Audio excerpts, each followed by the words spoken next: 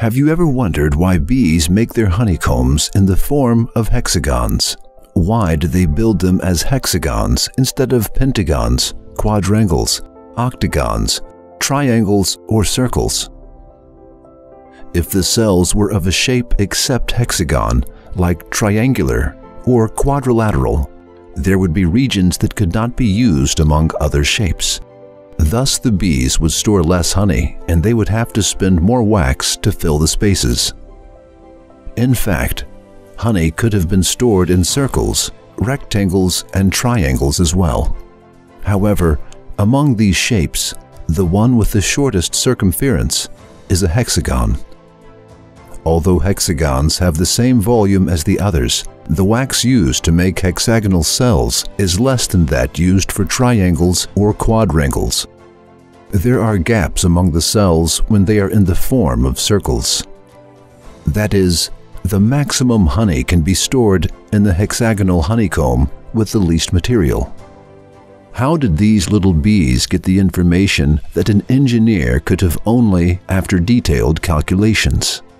It is seen that the bees are not only great theoreticians, but also skillful practitioners. In theory, they calculate what is very difficult to calculate, and in practice, they manage to achieve precise measurements that we cannot determine with our hands and eyes.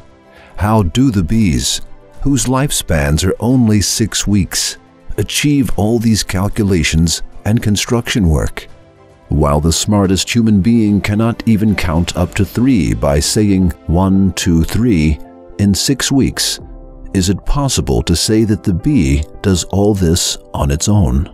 To call this mere instinct and to show those wonderful deeds as coincidence is very bad. The word instinct is no more than a name and a term that does not explain anything. A logical answer to the question of how these instincts emerged has not been given by evolutionists yet.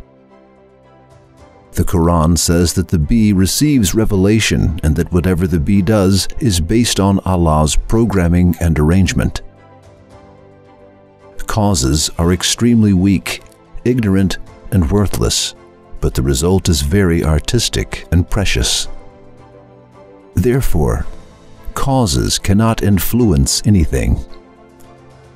In other words, these little bees declare in their language that they cannot create these results, and they attribute all these wonderful works to a wise artist behind the scenes.